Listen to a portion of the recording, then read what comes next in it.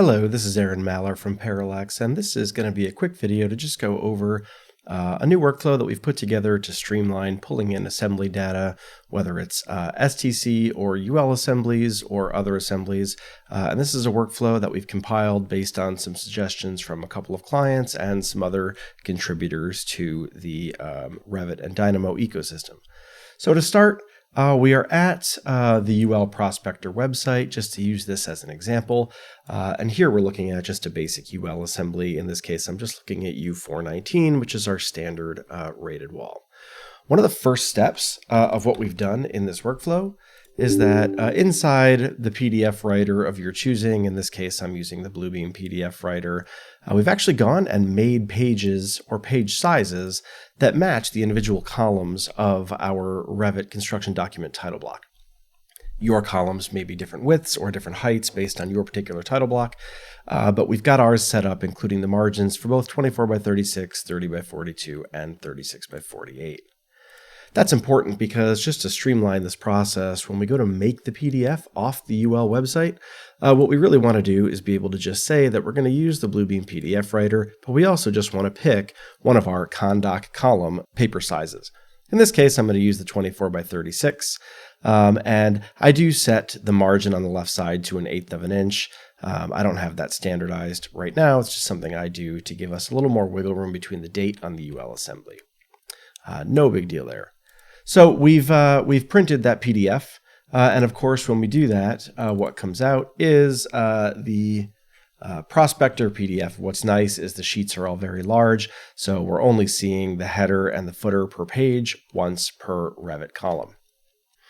Now, once we're in Revit, of course, we've got a drafting view set up for each UL assembly, because back before linking PDFs, we used to just do this by pulling in images, of course. Conrad Sobun from Archilab had put together a graph that was on the internet for using some custom Archilab nodes to actually auto-link in the images or the PDFs through Dynamo. And the reason this is nice is we know that if we go in to insert and link PDF and we select the multi-page PDF,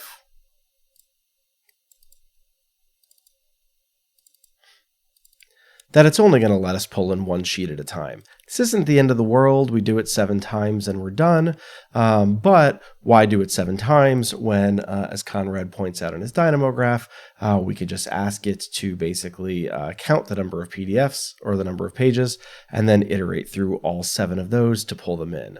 Then it's creating the links under Manage Links, and then we're pulling them into whatever the active view is.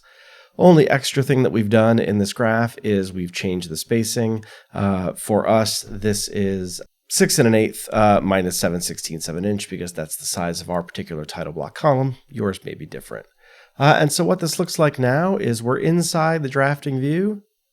If we activate the view, because we are using active view in this graph. And now if we simply run the graph,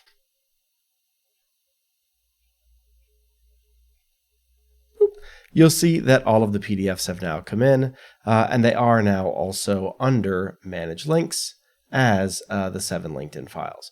Now, this particular UL assembly does have more columns than we have on this sheet, but that's fine because we could just cut and paste these two into another drafting view and put them on another sheet that follows this one. But you'll see here that now we have the UL assemblies linked in. Again, you can also change the resolution. In this particular Dynamo graph, I set it to 300. If I set it to 600, I do think they look a little better. Of course, Revit still rasterizes the PDFs, which is a shame, but here, let's undo it. And we'll up that to 600. And we can rerun that graph.